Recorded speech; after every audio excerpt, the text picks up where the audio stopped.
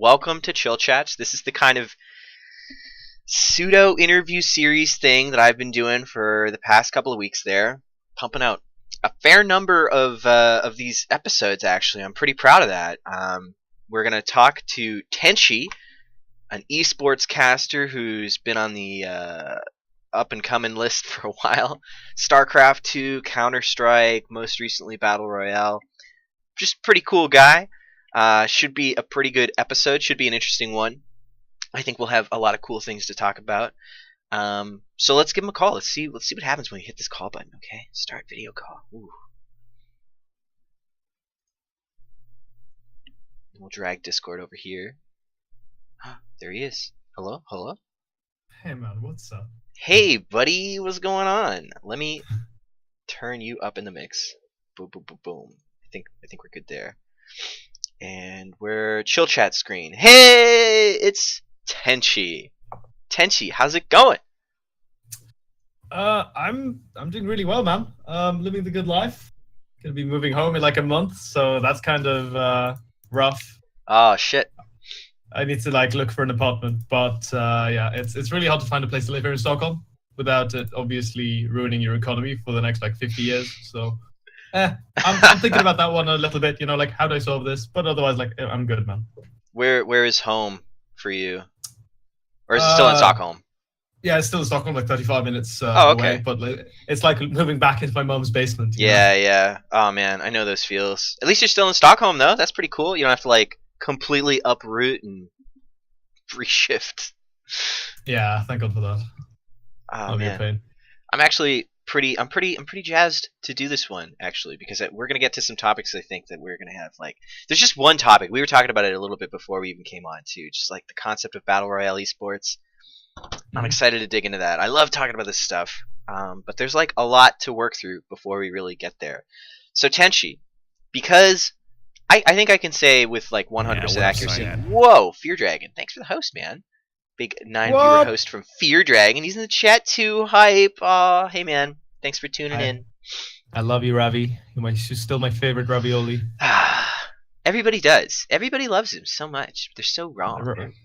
Dude, Ravi's great. Like the few times that I worked with him, I've had so much fun. Like, I really wish that I could do more casting with Fear Dragon, but again, because I've been out of the StarCraft loop for a little bit now, I've been afraid to ask. So I guess this is a good place to ask. Like, hey, Ravi, will you let me cast with you sometime? I mean, never rule it out, right? I personally think Fear Dragon is a monster. But Ladder Heroes just got reimbursed, right? Or not reimbursed. I know. So that's exciting. Or like he announced like the next season. Yes, yeah.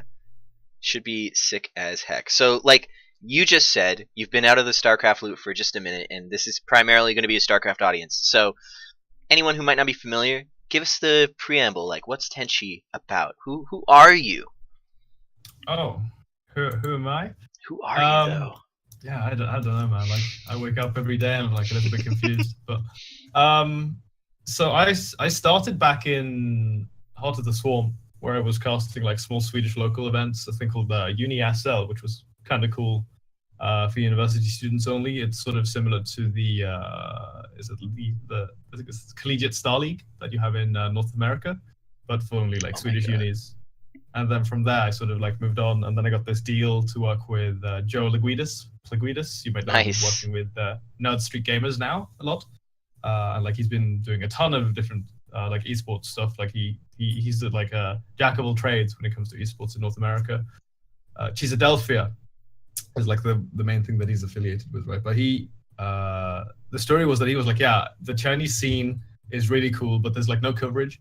And so he got in touch with a couple of guys from like NetEase, who are the Chinese representatives, like the equivalent of Blizzard, Activision Blizzard in China, and then talked to one of their reps and then gave us the rights to broadcast some of their tournaments. And then from there, it sort of became a thing. It's like started as a hobby, and then that became like a career, which is kind of cool and kind of weird. But so primarily I've been affiliated with like Chinese StarCraft. I've been doing like the Leifeng Cups, the Kung Fu Cups, the Masters Colosseum, 2 great events that we did last year. And then I've done a couple of offline events. Then I moved over to CS, and now I've moved over to doing PlayerUnknown's Battlegrounds as well. That's it. That's the full story. It's a big story. Oh, man, Fun fact: I just tremendously messed up your camera throughout all of that. I've been trying to fix it.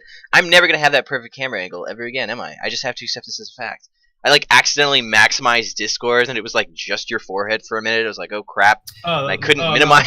No. It felt really bad. Let me cover that for a moment. I'll get like a piece of paper or something.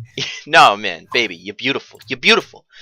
So yeah, that's a really interesting path, right? Because it's so rare. Chinese esports is so far removed from the rest of the world, it seems, for most of the time, right? Yeah. And as a StarCraft fan, it really feels like in the past, I guess 3 years since, like, was it, or maybe 2? Like what was the GPL where The Hearthstone Golden Pro won? League? Yeah. What was the Yeah, one with Hearthstone? that was a WCS Shanghai. That Was was it? run by in 2016, and that was actually like my really big offline event when they flew me into China and stuff together with my good friend Alex, and that was obviously so cool. A memory that I'm always going to cherish for the rest of my life.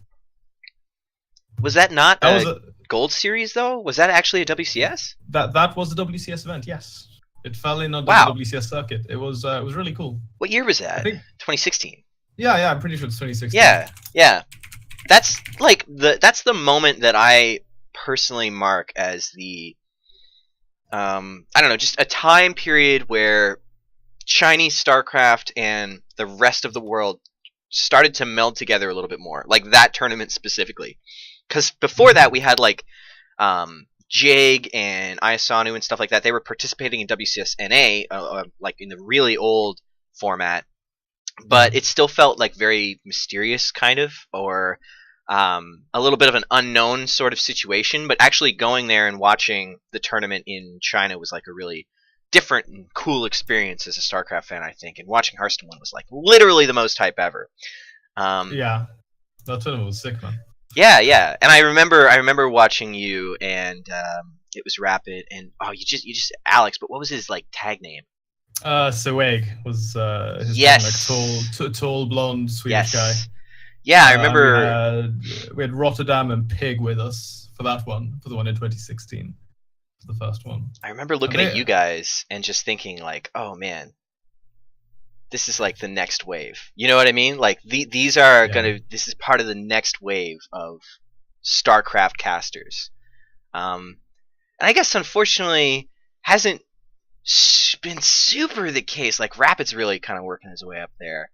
But talk to me a little bit about your path through StarCraft and then eventually coming to be more involved in CS and BR. Yeah, sure. I mean, I'm trying to like gather my thoughts here.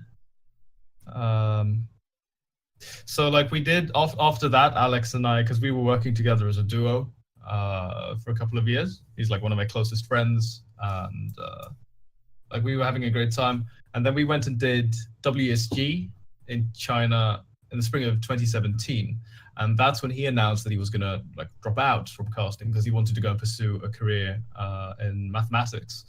So like that to me was pretty tough because like that's your guy, that's your archon. Yeah, exactly. Like he was there with me from the very start of like Uni SL back in 2013.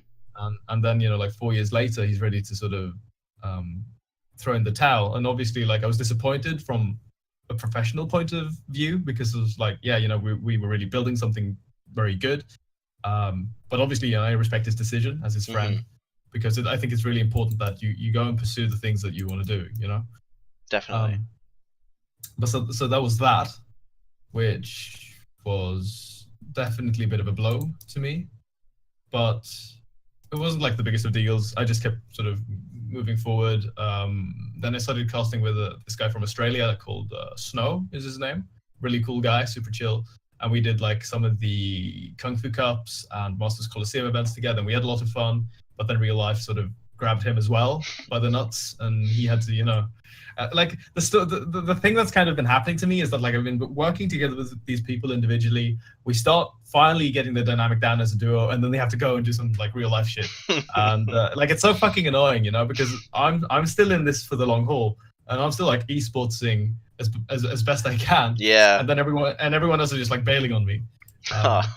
Sad laughter, man. Like heart bleeds, really. It feels so bad, man. You know, no, like jokes aside, it does make me a little sad, to be honest. Yeah. That all of my like good friends are sort of like going to other things, because it's not as if they're leaving me behind in this. Like I've kind of felt that a little bit, but I think it's more that I'm just like sad to see them go more than anything else, because I'm like, yeah, you know, like we had a lot of fun together. I'm gonna miss like us, you know, fucking around in the airport or whatever we're doing. Yeah.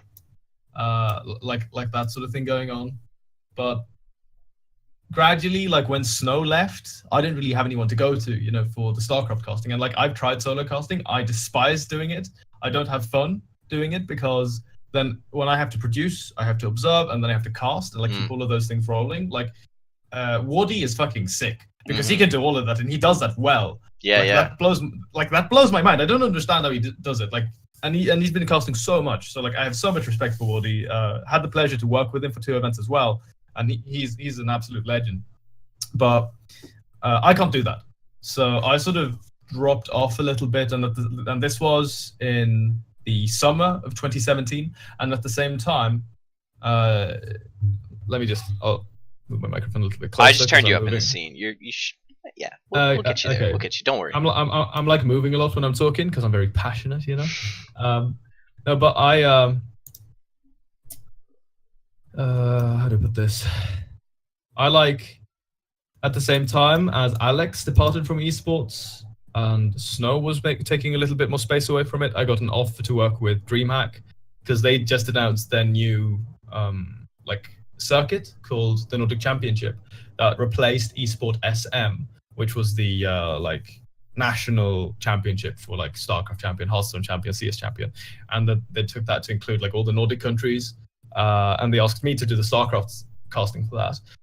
But at the same time, I'd also done a little bit of Swedish CSGO, like strictly Swedish CSGO casting on a very small scale.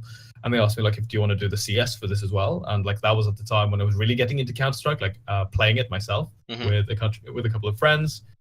So it was a little bit of a no-brainer, really, to just go like, yeah, you know, fuck it. Like, I definitely need the money at this point, and like I'm really loving CS. So yeah, I'm down. So I went and did that. And they were happy with it. I had a great time, and I met this new guy called Volti, like another Swedish local caster who'd been doing like a bunch of CS stuff. And yeah, it sort of took off from there, because with the Nordic Championship, I had so much work. Because I was doing like the StarCraft, I was doing the CS, and then I also did Rainbow Six Siege. I casted Rainbow Six Siege, Cyan, which is like, it's pretty cool. That was right before it actually exploded as like this huge esport, because now they have like Pro League going. They had Pro League, but it was like a little bit smaller. Now it's pretty damn significant, and it's actually really cool. Like I've been watching a fair amount of Rainbow Six Siege. I definitely enjoy it a lot as a spectator sport. So I'm very happy for some of the friends I made along the way to see that they get to actually like do this now on a much larger scale. It's really cool. But so I was doing all of that. And as I was focusing on like the StarCraft part of Nordic, because that was the one I obviously felt the most comfortable in, I spent the least amount of time working on that, right? Like that kind of makes sense. Because I'm like, yeah, I feel like I kind of know this. And so with that, as we wrapped up like Masters Coliseum and stuff like that with Snow, the StarCraft Online events, I kept getting more and more offers to do CS in English and Swedish for like small local tournament organizers. There's been like these massive pushes to get, you know, like teenagers into esports and stuff like that. We're trying to like destigmatize gaming in Sweden, which I think it's a really good cause. And it's just been like, it's been a very interesting ride to be part of that, to have people like ask you specifically like, hey, we want you to like represent our product. Well, we're trying to push for something like this that obviously involves young people. So that has always been super fun. But I've been doing so much of those like small events tied together that I didn't actually have any time to think about like StarCraft stuff. So I had a little bit of a hiatus between doing the Nordic Championship that summer and the StarCraft Online events into the time when Starlad asked me if I wanted to do WSG America's regional finals, and I was thinking about it. I remember this was around in like maybe November or December that they asked me, because I remember we flew out to Kiev in Ukraine at the start of January, and I was kind of thinking about not doing it really, because I felt like, yeah, wow, I haven't actually touched StarCraft for such a long time.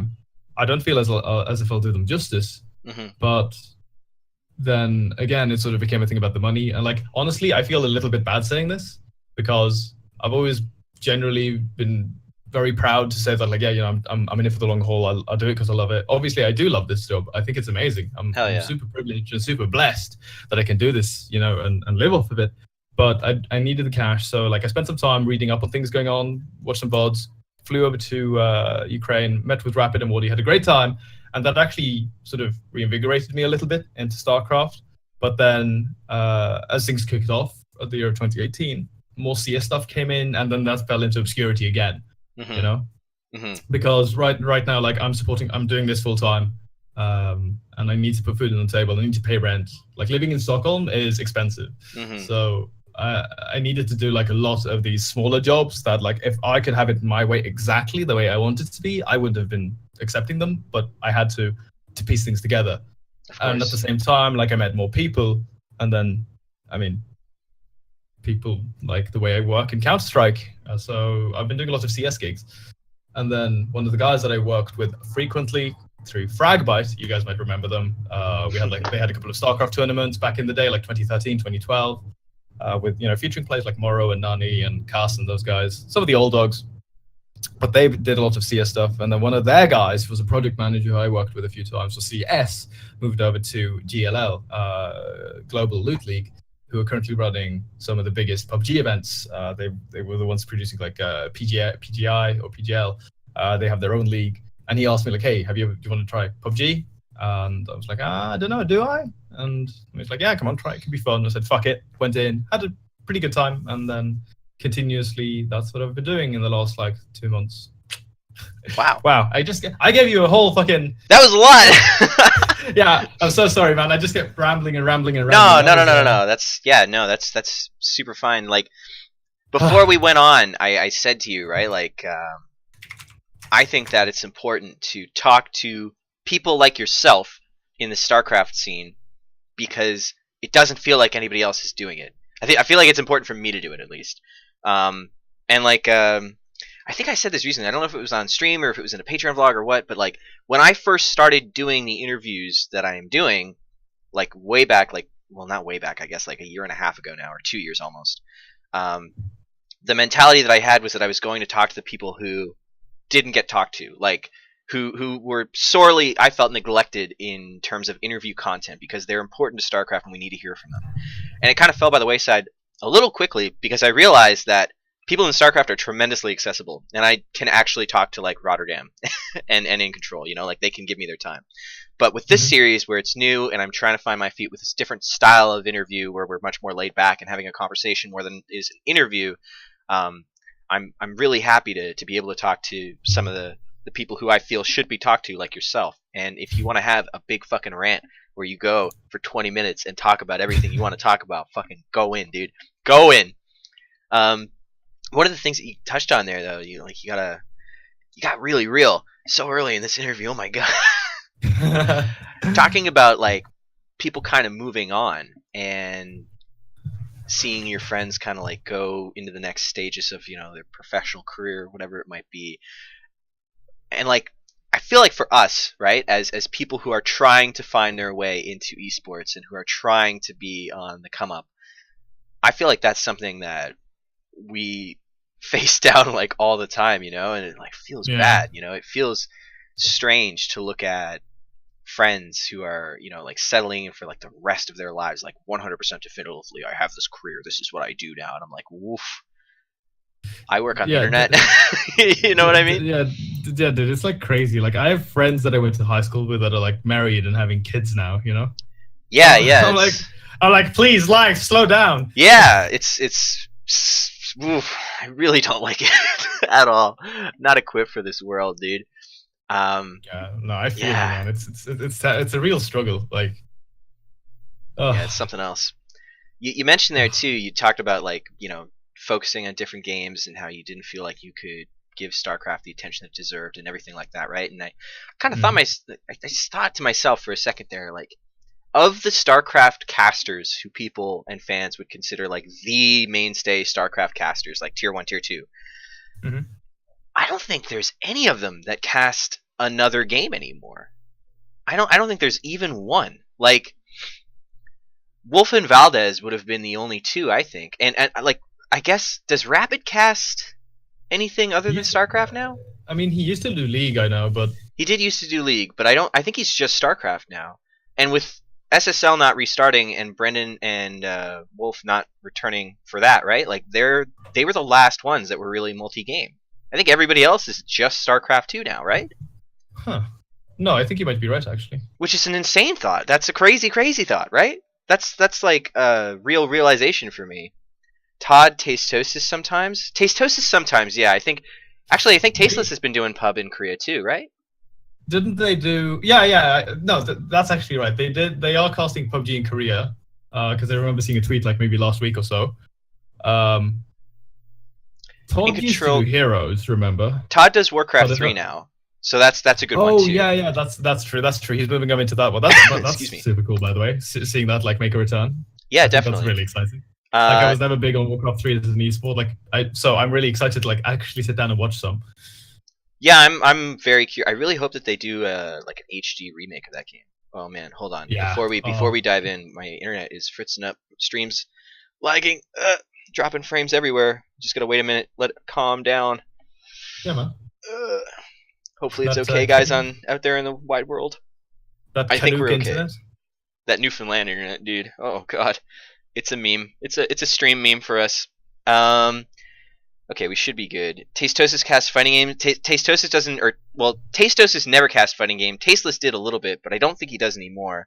In Control with Warhammer, I straight up just don't count because he mostly just plays that, and I don't think he casts it, and he certainly doesn't cast it to any degree where it's like his second main game that he is relying on to any extent. Like, I think that it's my impression is that it's mostly something that he's very passionate about and a hobby, and he might make a little bit of money, but I don't think that he relies on it, right? That's really what I'm kind of trying to refer to. Tastosis did 100% Tekken some months ago. Really? I must have missed that. That would be an interesting watch. Yeah. I completely missed that as well. But honestly, though, like, just when it comes to Tasteless and Ortosis, I think that one of the things with them that I find so inspiring, that you can put those guys on pretty much anything and they're going to be so entertaining. Absolutely. That's just like insane. But absolutely. That's so good, man. So good. They did World of Tanks for a while too, didn't they? I know. Way back. Crazy. Oh man. Crazy, man. Do you remember World of Tanks? I remember World of Tanks. I remember. No, but I played a fair amount of World of Tanks and War Thunder because like I'm very like I'm gonna sound like all the other guys on Reddit, but like I'm really interested in like history and World War II. So. Oh, that wasn't dank at all. Hell yeah, dude. Absolutely. So that was like, I mean, like if I move my chair, you can see next to all of these anime figures, I have like these World War II helmets, right? You know? Tenshi, I just got really excited seeing the helmets and then immediately disappointed to my core seeing what was next to them. You fucking degenerate. I'm so sorry. Hey, man. Somebody like clip my reaction just now because I kind of want to play it back. My face. Ugh. Let me give some what's up in the chat to Charlie's Art, Varden, Grace, Daedalus, Phoenix. Thanks for tuning in, guys. Tenshi's a scrub. Hey, man. Like, so anyway, I mean, there you have a German helmet. It's a replica. But this is actually my grandfather's helmet that he wore during World War II. The original, right? So, nice. That's super cool. This was passed down to me from my father, and that was what sort of prompted me to start like collecting World War II memorabilia. So I have a couple of like complete uniforms. Wow. That's really cool. That was another one of my hobbies. I was like into reenacting a lot. That is super cool. I'm all in on that. I'm a big history buff too, actually. I like tried to do a history degree in uni, Didn't go very far with it though, because it turns out that you can't just learn about the things that you're interested in. You have to learn about a whole bunch of other stuff too to get your degree. Wasn't into that so much. Yeah, man, I feel you. Like I can actually, I don't really talk about this a lot because I used to be ashamed about it. But I can tell you that just as a disclaimer, I actually don't even have. I didn't even like go through all of high school, man. Oh really? Yeah, dude, I'm such a fucking low life piece of shit when it comes to like all of the standard things you're supposed to do in life. Like I sort of skipped all of those stepping stones and I just like fell face first in the water. And luckily I happened to float like quite well. That's kind of my life summed up in like one sentence, to be honest. I'm sorry, man. It's just like the juxtaposition of that phrase in the same minute as look at my anime waifu figurines. Hey! Oh, okay. Oh, buddy. I thought you were going to say dolls, and I was about to correct you and tell you they are not dolls. They're figures. I mean, okay. So like all the other guys I've been casting with, when they've seen those, they've been bullying me, and they've been like, "Oh, nice anime dolls, Tenshi." I'm like, "They're not fucking dolls!" Like, oh god. I mean, like, I'm a big comic book guy, so I can respect a figurine when it's not an anime waifu. Hey, and Axiamander in the chat, SC2 casting, yawn, what's on the shelf, real shit. We've built a community of weeaboos, apparently. I have, like, a personal community meme where I am supposedly some closet weeaboo, and it is hurting me in my core. Anyways. Hey, hey, do you remember that page that was, like, really popular on social media a while back? We called like ask.fm or something. Do you know? Yeah, Ask FM. Yeah, hell yeah. Yeah, so like way back, because I remember you could do like anonymous questions, and then I remember getting this one of someone like, "Hey, so like I secretly like anime. Do you have any good shows to recommend?" And it turned out to be like one of my really close friends that I like was like, "Oh, holy shit, you like anime? What the fuck?" You know? And I think you're probably the same, but you're just really good at hiding it. No! What the fuck, dude? I really don't. So, like, FMA Original and Steins Gate. And I, like, one or two more, and then everything else, like, literally just makes me angry. Like, the anime tropey bullshit. Oh, mate, dude, that is fucking shit. Like, I don't even, dude, like, I actually don't even watch anime. I never watched anime actively over the past few years because of all the fucking tropes. They're so dull, they're so boring. First two episodes, like, yeah, I know what's gonna happen. This MC is gonna be a cuck, and that's gonna, you know, it's gonna be fucking dull and boring, you know? There's, like, it's disappointing, too, because, like, I actually like mech. Mech is cool. I like it. And there's so many have you seen mech anime. Gurren Lagann? No, fuck that. No, dude, that show is sick. No, it's not. It's what? Trash. Nope. No, what the fuck? Nope. I watched like one episode of that, and I was like, wow, this is literally the worst thing I've ever seen in my life. My fucking god, Cyan! Holy fuck, dude! Gurren Lagann is so sick. Okay. Gurren Lagann is like one of the reasons why I'm so completely because I had these two friends who were super weeb that I met in university. And I was like, yeah, I really don't like anime. And they were like, what? You have to give this a try. And it was FMA, and it was FMA Original. And I was like, okay, cool, I'll watch this just to see. And it was so good. FMA Original is like so good. And I was like, wow, that was really good. What else should I watch? And they were like, Gurren Lagann. And it just destroyed, like, titty sniper lady is just like, hey, man. Why? Hey, man, look. If you were a man of culture, you would understand, but clearly the lines have been drawn. I'm alright with. Hey, okay, but anyway, I just realized that I like sort of lashed out at you there because I got really agitated for like 3 seconds over you not like approving of Gurren Lagann. that I consider to be like a fucking top tier show. But yeah, what I was gonna say is like I don't really watch anime anymore because I'm so tired of all the tropey shit. I'm more like I don't even know what I'm doing anymore, dude. I'm fucking going into the office, casting PUBG and like CS, and then I go home and you know have a cold shower. I just got really angry about Gurren Lagann. By the way, I don't watch anime anymore. Yeah, that's hilarious. Nah, man. Yeah, I don't know. Like, why are we talking to like why are we focusing so much on this? Like, my thing with anime is that like there are so many cool concepts for the shows. And then they're just trash. Like, all the time. Oh yeah. Oh, dude, absolutely. Like that is absolutely heartbreaking. the case. Do you know? It is, because it's a great medium. Well, is it though? It is a great medium. I don't have any problem with like the art style. Mostly, I have a lot of problem with like the character design and stuff. But yeah. Yeah. I don't know. Sure. I don't know. Let's bring it back to like StarCraft 2 or something like that. Yes. Actually, no. Let's bring it back to history because you were talking about your history before we got onto this. Your history interest. Yeah. Sure, man.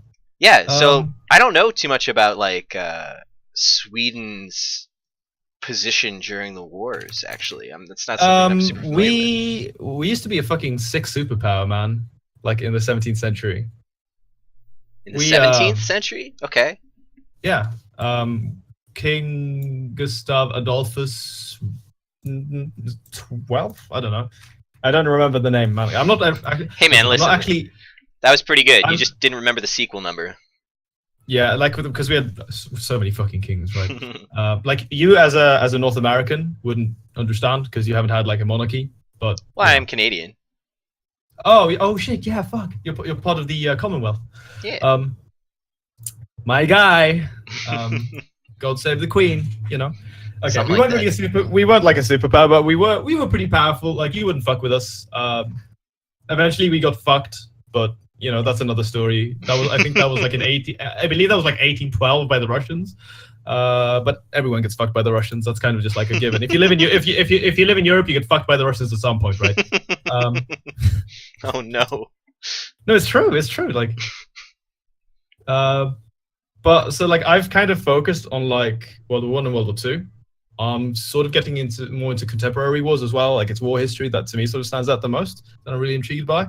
I've started learning a lot more about the American Civil War as well because I think that's very interesting, like from a social point of view. And then I'm just like the tech and the stuff like that is just really interesting to me. You know, because I had this conversation the other day with a friend of mine, and we were talking about like he's in the army, and he's a tank driver. I believe he's in like a 2nd Armored Battalion, U.S. Army or something like that. And we were just talking about this, right? And he was like, "Yeah, I don't want to be infantry." I was like, "Yeah, I mean, it looks like shit. Go back and think about what these guys had to go through, right?" And this was around the anniversary, obviously, 2 days ago, guys. D-Day, 6th June 6th. Mm-hmm. Don't never forget, big fucking F for those guys. And then we came down to like talking about the Civil War, right? I was like, yeah, so have you seen the effects of a fucking like 50 caliber lead ball in the human body when you get hit? It's fucking insane. Dude, what the fuck? Have you actually looked at some of those wounds? What the fuck? Like, dude, it blows my brain. And the fact that they would have like 2 fucking lines of dudes right here, march up to the other line of dudes, take a fucking volley to the face, and then they fire it. What? Yeah, it's such a crazy way to conduct like a battle, really, when you think about it. Civilized way, right?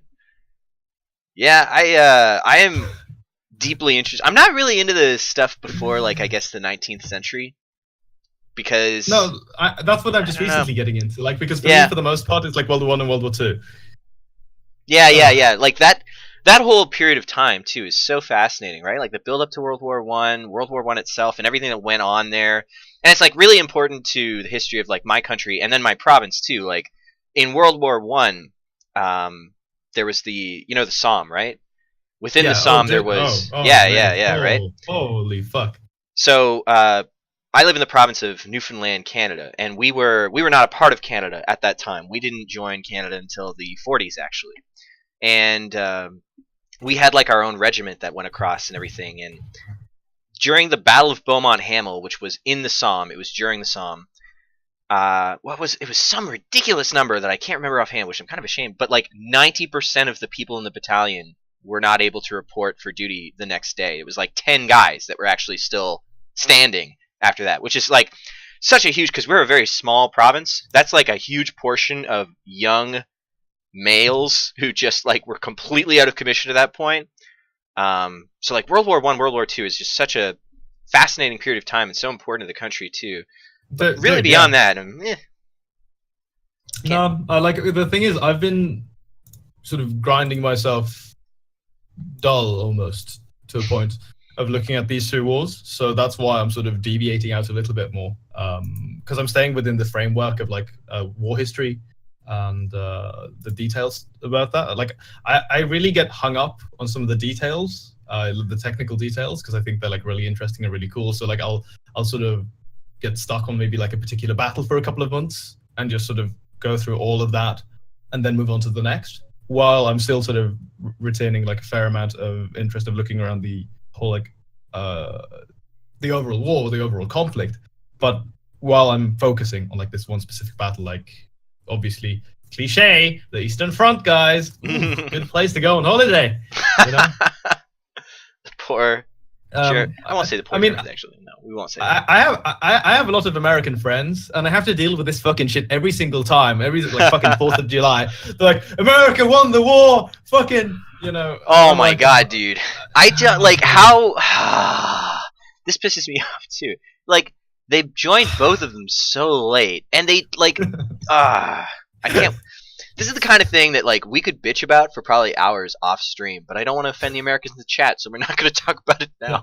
Okay. Let me put it this way. I'm so glad the Americans went in on the Allied side, and the Americans did so much logistically and militarily, and we can't thank them enough. But it was a team effort, boys. Called the Allies for a reason, you know. Yeah. Oh man. It's funny though, because again, you know, I'm adopted Korean, so at the time my ancestors were probably enslaved by the Japanese, which kind of means that, you know, maybe the Americans did kind of save me from a terrible fate. But you don't know. European speaking though, etc. Yes. etc. An Axiomander in the chat. Re Beaumont Hamill 68 answered roll call. 324 killed MIA. 386 wounded, which is fucking insane. A lot. Just because the chat's not on screen. Yeah.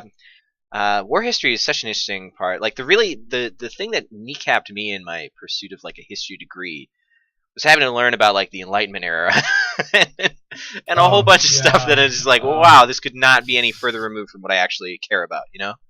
Yeah, no, I completely feel you, man. Like, but obviously though, like it's important to look at that stage of history as well, to like the build-up of the industrialization of Europe and blah blah blah, leading into, you know, the Revolutionary War and the birth of America as an independent state. Yeah. But it's important, but I don't think it's fun. Yeah. History is just universally very important, but I don't need to care about all of it. Like personally, I don't need to know all of it personally. You know what I mean? Yeah. But, yeah. What a interesting tangent. I'm glad that we could come together on our shared passion for World War history and history in general, I guess. Very cool. Yeah, I mean, like I have a. Like whenever we can talk, like whenever anyone wants to talk about this sort of stuff, I'm like, yeah, hell yeah, I'm down, because I love talking about history. Absolutely. It's like the other way around, actually, for the most part, where people don't want to talk about it enough, I feel. Mm-hmm. So it makes me like sad, and I'm like, hey, it would have been fun to talk about, like, 1916 dying in the mud memes. Oh god, it's actually like part of my approach to esports in general is actually like the history approach. Like my business email is esportshistory@gmail.com, because I feel like, again, going back to this idea that there are so many people that I wanted to talk to and preserve their thoughts, like that's really what I'm getting at. Like I think that it's important to have this stuff from StarCraft 2 all recorded, because StarCraft 2 is such a tremendous case study for esports in general, right? It was absolutely the big one, and it kind of fell from grace, but it didn't fall so much that it was just dead, and now it's stabilized and doing good. And like, what are all the moving parts to this, right? Like, it's going to be, someone's going to write a book at some point on StarCraft 2 esports. Maybe it'll be me, and it will be such an important document for just esports industry in general, right? Yeah, absolutely.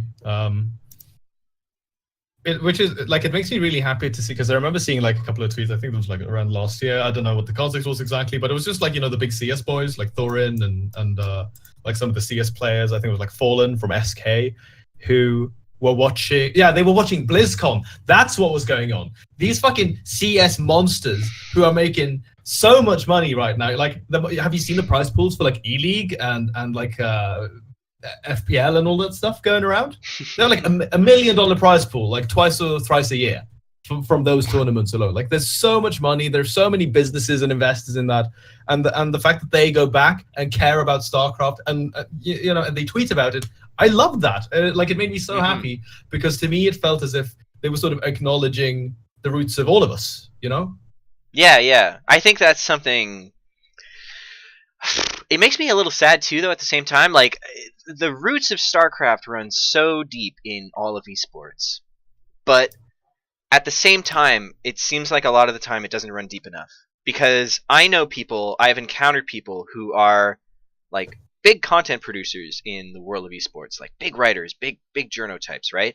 But they Mhm. don't know that Violet was the first. I think it was Violet. Violet was the first player, or Complexity was the first team to get a visa for an esports player for StarCraft. Right? It wasn't League of Legends, or that StarCraft did this before League of Legends ever thought about it, or that StarCraft did this. Like these things that happened through esports history that were because of StarCraft, and God only knows what would have happened if it hadn't been there in that 2012 era, right? But people, Yeah. as many people remember, too many people forget too. It seems, which is so Yeah, unfortunate. It's such a that's tragedy. absolutely right. No, it really is. But like, at the same time, I'm hoping that there are obviously you're gonna have like some of these like news outlets and fucking like Polygon and Kosaku and stuff like that. They don't really research anything they ever write, in my opinion, from what I can tell. Obviously, I'm probably a little bit biased here, because like, I just don't think they produce quality content. I actually Nothing really like really interesting. Polygon. I think you're giving Polygon an unfair shake saying they don't research. I think they do a good job. Okay. Okay. Kotaku though. Yeah. The point is anyway that for anyone who's like still in the big business, I'm pretty sure that they will always like know in their hearts, what Where it started, where it all began. like like of how much of the groundwork and how much of the foundation that StarCraft came and laid down for the rest of like all the other esports now. Mm-hmm.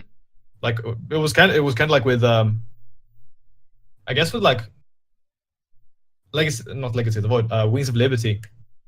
2010, 2011 was a very like weird point in time, Mm-hmm. because that was kind of where we were, tying together all of these like regional scenes, and we were flying out Koreans and stuff like that, and like you say, with Complexity, flying out or sorry, getting a was that like an athlete's visa for Violet? Yep, that's right. And then from there, like that sort of set the standard, because then all other organizations and stuff like that could see like, hey, this is actually viable. We could follow suit in this. So I mean, I hope that if the question ever becomes relevant and someone sits down with like Monte Cristo or whatever, someone who we has been around for ages, they're going to be like, yeah, one time with Violet, I was like way back, and that was the first time. You know what I mean? Yeah. I definitely. I feel as if they would say that. Like, Yeah, feel I as think if so. they're Yeah. honest enough to. Yeah, people who have been around, because I mean, like it's just undeniable, right? Like StarCraft Brood War started the professionalization of gaming, and then StarCraft 2 Wings of Liberty started the globalization of that, right? Yeah. It's just those are the stepping stones, and it's so. Yeah, I love StarCraft, man. I love StarCraft so much. StarCraft is sick. I'm actually getting back into it more now. After my little hiatus. Good like for you. I've started playing again. I have problems with my wrists though, so that's actually a big reason as to why I sort of let StarCraft go a bit, because I'm the kind of guy who, when I'm working with the game, I want to play it a lot. You know what I mean? Like I want to like really stick into it, but I couldn't because my wrists just in too much pain. Mm-hmm. So I had to. It's like, a different beast, man. Like I streamed on Monday for 4 hours, which is a lot for me, and it was all StarCraft 2 ladder. And at the end of it, like my right between the thumb and the finger was just hurting, and my wrists were hurting. And like I can play 4 hours of Overwatch or 4 hours of like Team Fortress or whatever, right? And it doesn't happen. But normally when I play StarCraft off stream, I'll like play a match, take a break, play a match, take a break. But like 4 hours constant of StarCraft 2 is fucking intense, like just on your body. Yeah. It's tough. And like I couldn't do that. Like I couldn't keep up. And with that, like I kind of dropped down a little bit. So there's definitely a correlation between like how much I play and like how much time I spend, researching and doing stuff like that. Mm-hmm. But now I've gotten back to like sort of getting back in the saddle a little bit more. So like I'm watching all the Giselle VODs. I've been watching some just private, like I've been watching Rotty stream, and like I'm just getting sort of more back into being interested in consuming the game, which feels great, because I feel as if I forget how much I actually love StarCraft and how much it's given me, how much I've enjoyed the game, Yeah. I sort of forget that from time to time, and then I can come back, and then I'm like, holy fuck, StarCraft is so sick, But one of the drawbacks with StarCraft that like I feel is like really evident to me now is the fact that because I've been playing so much CS, it's a team game, so you have all of the boys together. You're always like hanging out, Whereas when I went back to StarCraft, I'm like, wow, I'm fucking lonely, And like we've talked about this before, like in StarCraft, I know this. And we said like, yeah, you're alone, but it's kind of fun. But now coming back, having had the perspective of putting like 3K hours into CS, I'm like, wow, I can sort of see now why people from other games wouldn't want to go into StarCraft. Because you're all alone. It's all on you. Yeah. Again. And like when it's all on you, like that's rough. Yeah, definitely. I think I'm part of a rare breed of gamers that actually prefers that, because I am such a solitary gamer type. Like, if I'm playing a game, even an MMO or a team shooter or something like that, I really like just doing my thing and taking a 10-minute break in between every game and sitting down and just going at my own pace and everything like that. Like, StarCraft is the perfect game for me in that regard. But as time has gone on in the past 10 years or whatever, right, that is almost just not a thing anymore, right? Like, even single-player games as a concept in the games industry are like people, the developers are thinking like, oh, maybe single-player games don't work anymore, which is a preposterous idea, but it's a thought that is out there, right? It's crazy to think of. Yeah, I don't know, man. Like, I've had these thoughts of where I feel as if gaming is kind of coming towards not the end, obviously, but we're at like the great decline. So it's really hard for me to put this into words correctly. It's as if we're at the precipice of either fucking ourselves really badly or being like decent. Okay. I don't know. I can't word this well at all. Like, I feel really stupid. Fuck. How do I want to put this, man? I don't know how to phrase myself in this. It's because it's such a huge topic, Let me like shave a whole bunch off the topic too, because I think this is a good way to segue into the rise of Battle Royale as someone who is directly involved with Battle Royale esports. Yes. BR has come in like a wing and a prayer and changed everything. And to me, right, like the game was League of Legends, and people looked at that and was like, wow, it's really casual friendly, it's so easy to get into, and you can blame your teammates if you lose. And it seems like BR found a way to, like, I never thought it was possible, but they found a way to be even more casual and multiplayer competitive at the same time than League of Legends. You can blame loot RNG, circle RNG, car RNG, teammates, right? You can blame all these things, and at the same time, it's still a very competitive game. What are your thoughts on Battle Royale? Oh, man. It's like a meme that's become self-aware. It's like Skynet of meme games. It's like the Pepe Frog in gaming. Oh, no. It started as a meme, but now it's full-blown, and it's very serious, and it's here to stay. That's true.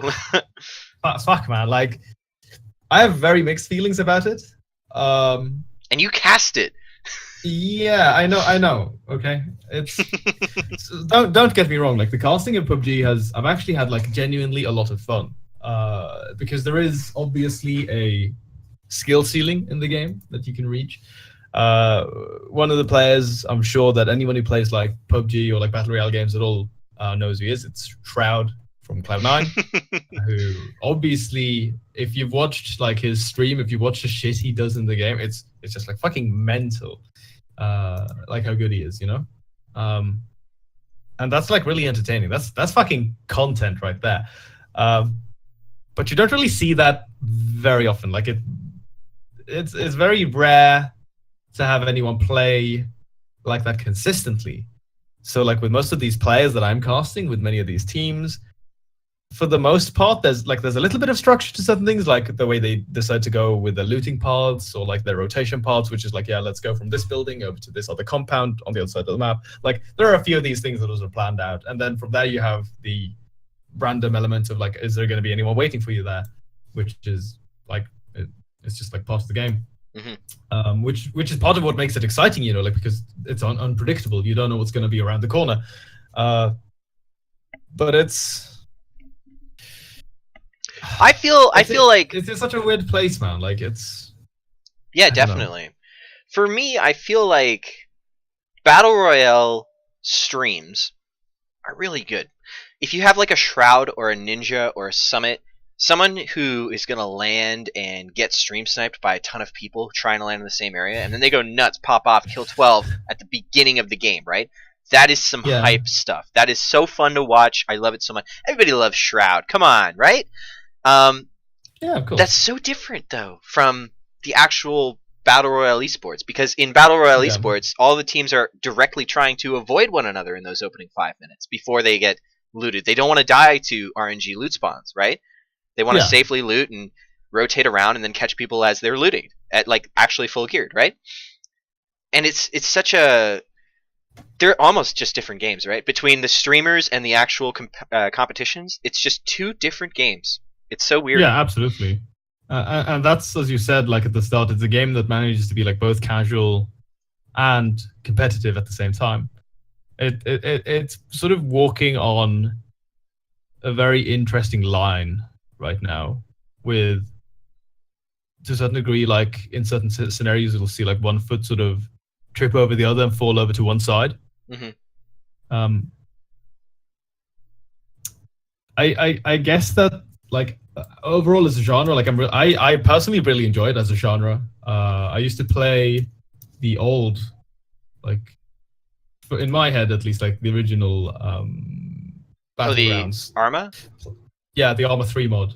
And that was a lot of fun. And then when like PUBG came out, I was like, oh, sick! It's this guy. And obviously because I enjoyed the Arma 3 mod, I moved over and tried that game because it was his product. But I never really thought at any point in time that it was seriously going to develop into an esport. You know what I mean? Mm-hmm. Like when I saw that sort of pop up, I was kind of shocked, to be honest.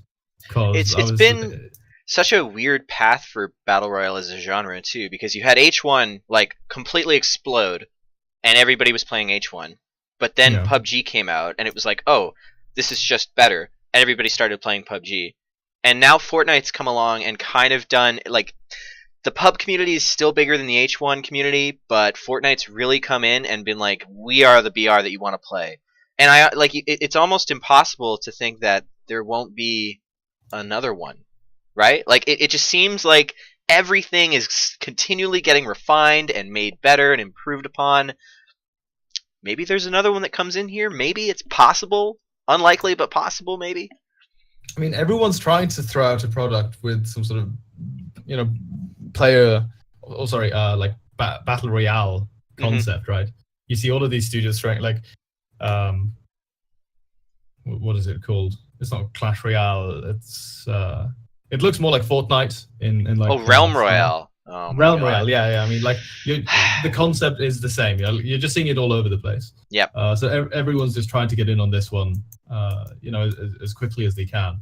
Yep. Which, I mean, I guess that makes sense from like an economic point of view. I'm kind of hopeful, honestly. Like, I know it's all cash-in stuff, but so is Fortnite. Like, Fortnite was literally a game mode derived of another game that it was like, okay, we'll toss this up for a weekend, and maybe it'll be fun for players, and maybe it'll draw some attention to the actual product that we're selling. And then it just blew up, right?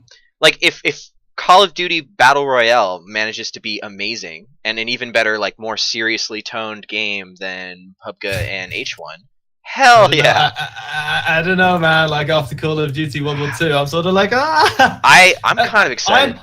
I'm sure. No, man. Come on, please. I'm sure you can agree with me. Like being on the side of history with me, right? On Call of Duty World War II. Come on, guy. Please. You know what? I have not played a Call of Duty since original Black Ops. So you haven't missed anything. I can only imagine. But I might. Man, Black Ops was sick. Okay. Yeah, Black Ops 1 was the bomb. Black Ops was People forget fucking that, like, sick, man, my guy. COD was thebomb.com. Dude, it used to be so fucking good. Hell yeah. But like, I might get this one, maybe. If it turns out to be good, I might have to download it. It might be fun as heck. That's gonna be the thing. Like, I'm gonna see other people play it, and then that's when I'm gonna make up my mind. You know? Yeah, definitely. No pre-orders. No pre-orders in this house. No. Oh, no, fuck that, man. But yeah, so like overall, like regarding the whole like battle royale thing, I feel as if like the market is already somewhat oversaturated. People are trying to just figure out what's going to be the next step for the genre, like as a whole. What's going to be the next big game? And especially so, like it's interesting to see like from Bluehole's perspective, like what are they going to do to retain their player count?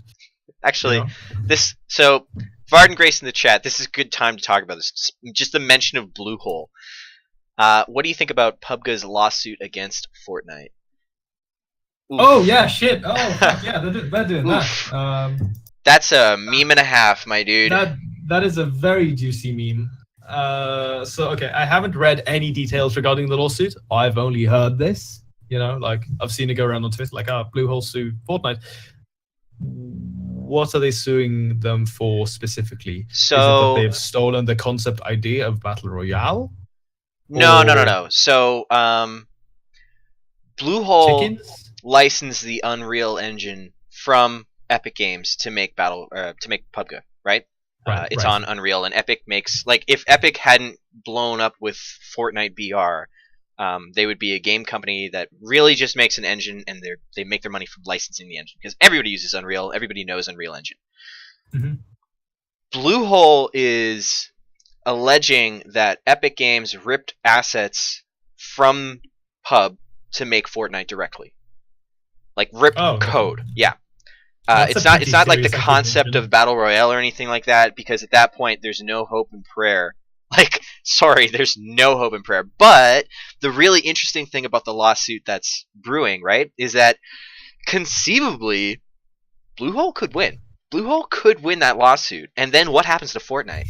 And then if Bluehole doesn't win, Epic Games has actually faced something like this before, apparently. I can't remember the specifics, but some company tried to sue Epic like this in a similar fashion. And what Epic did when the lawsuit went through, and it was like, no, this does not pass, hammer, right, or gavel. Epic countersued and just made the company that had originally sued them, they just ceased to exist. They got sued into non-existence. And if that were to happen to PUBG, oh man, that would be juicy. That would be some juicy stuff. Holy fuck. Yeah, okay. Now that you filled me in a little bit more, I'm sort of like, huh. You should all do your own research, right? This is all just like things that I remember, so don't take it as de facto word of God. But yeah.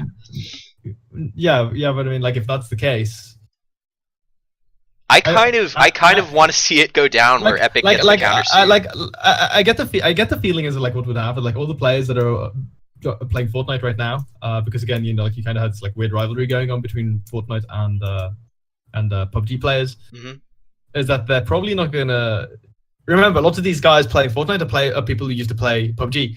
I don't think they're gonna be coming back to PUBG. No. Out of protest, like, because you fucked our favorite game, fuck you, you know. Yeah. I don't know. I'm just like speculating. Yeah. Well, that's how people feel about H1, right? Like everybody left H1. Like, oh, no matter what they do to H1 now, it'll never be what it was. H1 lost all of its like mainstream traction when they just sat in like alpha for a million years or whatever it was. Absolutely.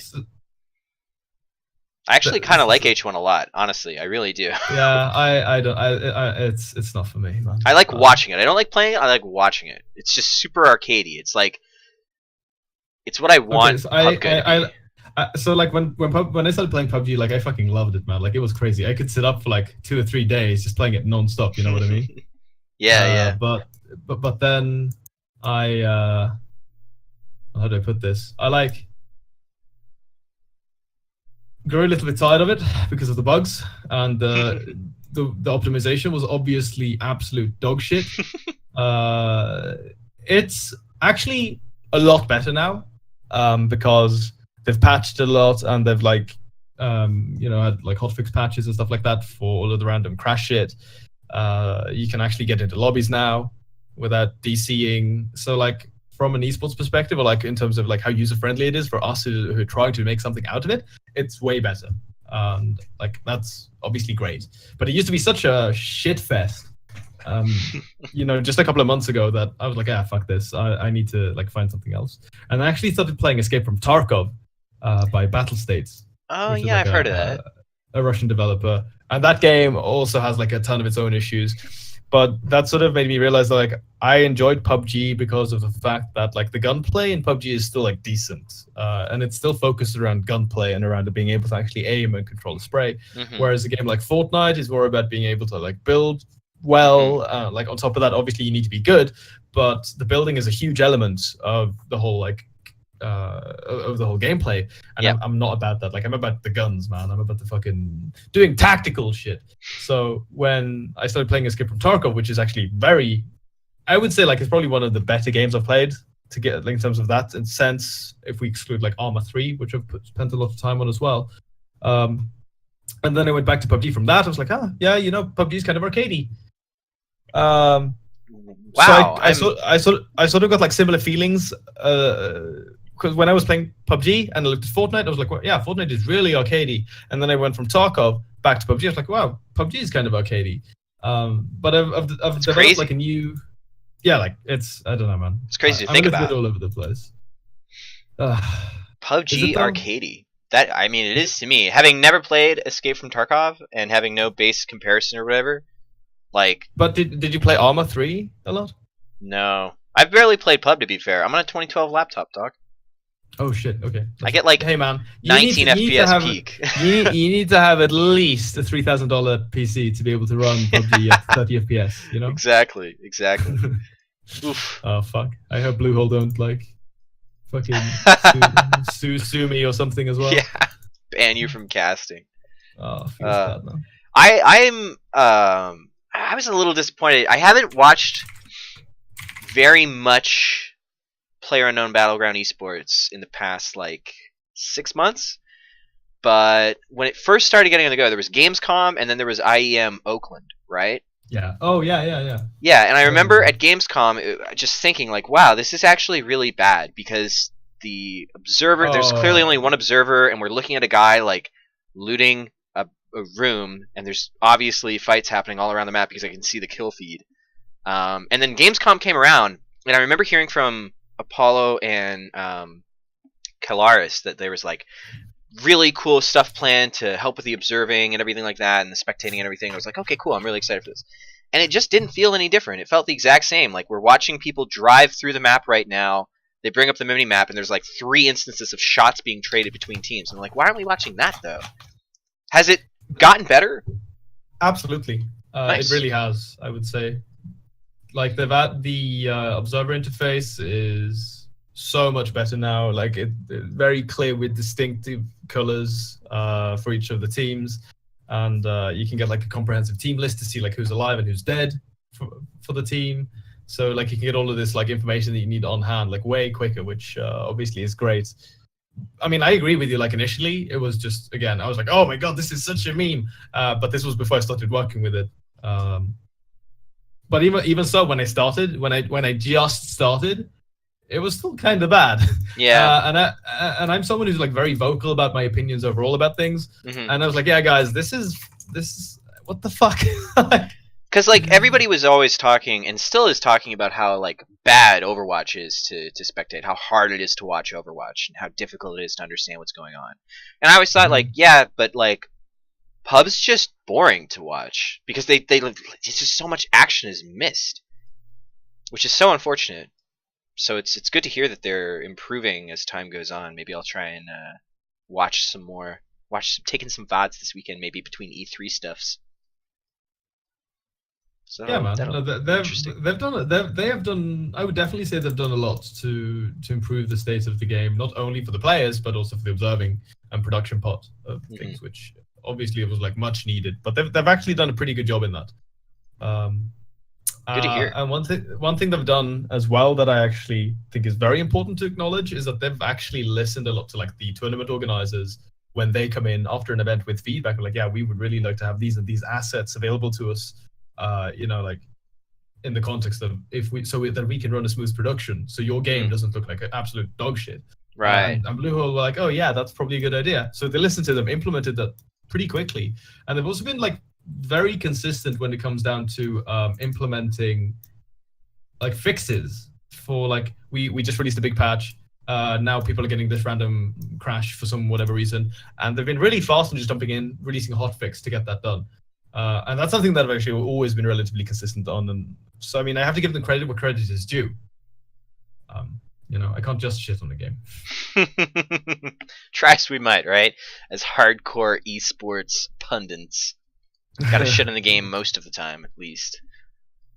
Yeah.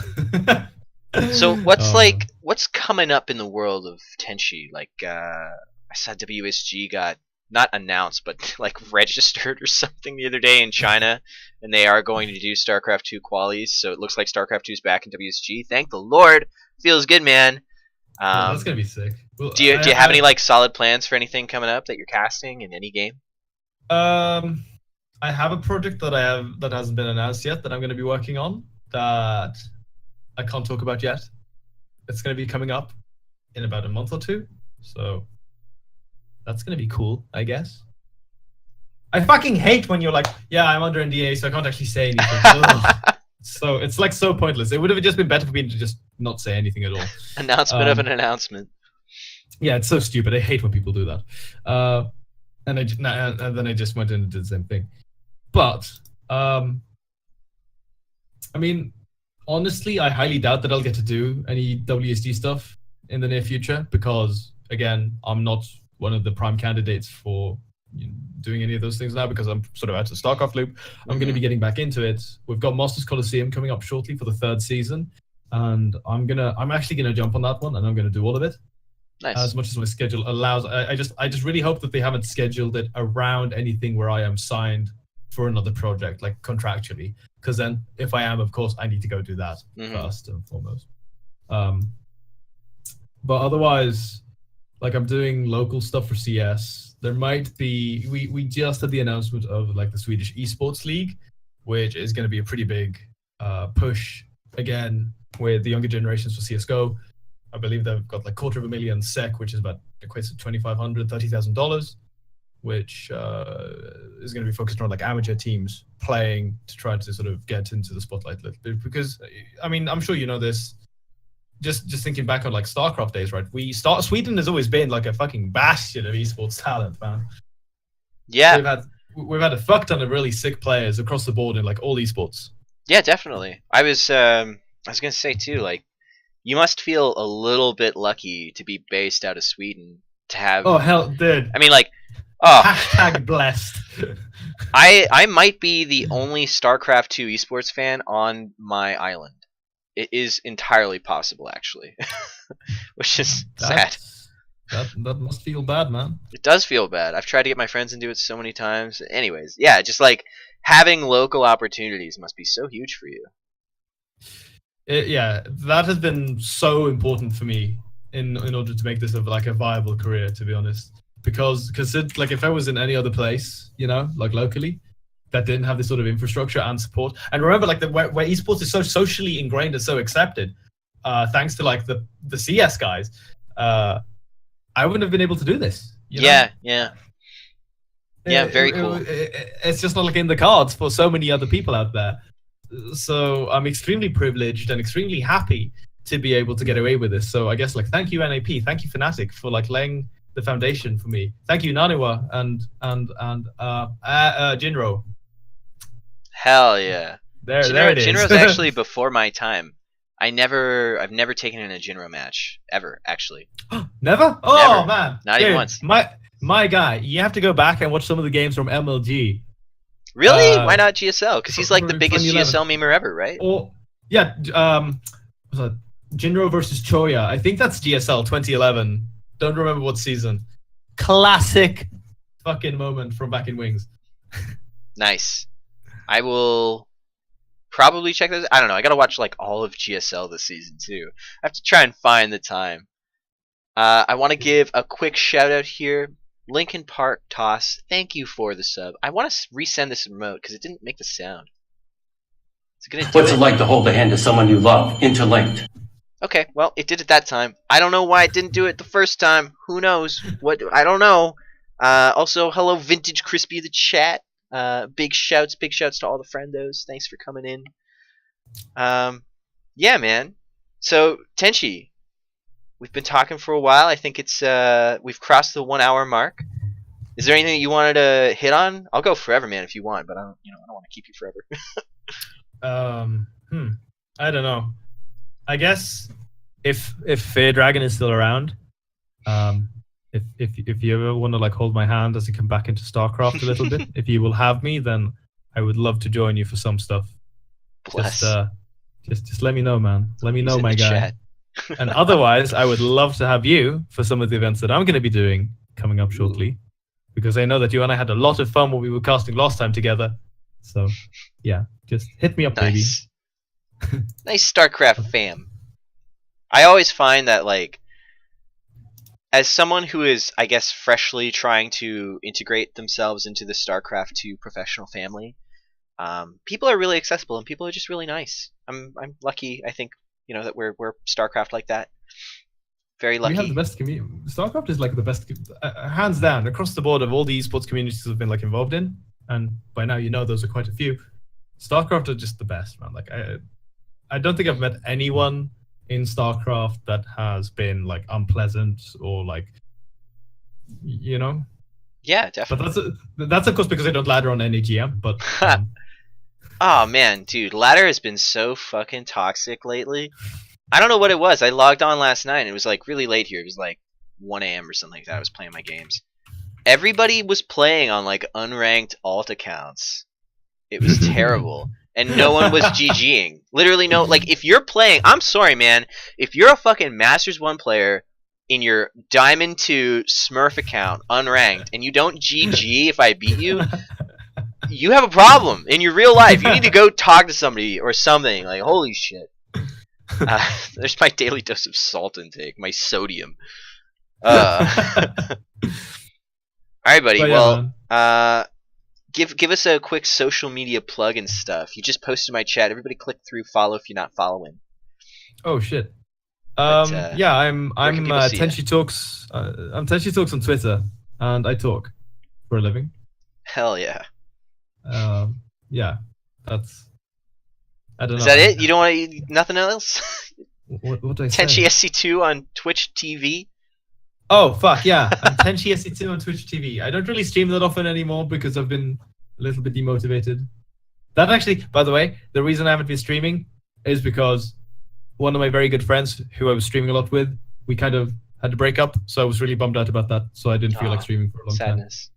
Hey man, if you ever want to collab and play some co-op, I'd be super into that. Dude, fuck yeah. Co-op in StarCraft is sick. Okay? Actually, well, never mind. I shouldn't say that because we're still recording and this will be up on YouTube. Hey, you guys on YouTube, you're missing out. You should watch it on Twitch television too while it's live, okay? Listen, man, we're gonna put a cap in this one right there. Nice little time. I feel like we've barely scratched the surface. We should definitely do this again at some point. It was really good talking to you.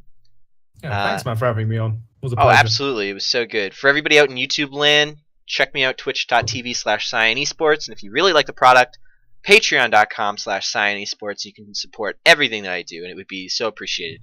Weekly vlogs there, too, about all the shit that I got going on. So thanks for watching, guys. Thanks to Tenshi. Good lad, turning up and having a chat. We'll be back real soon.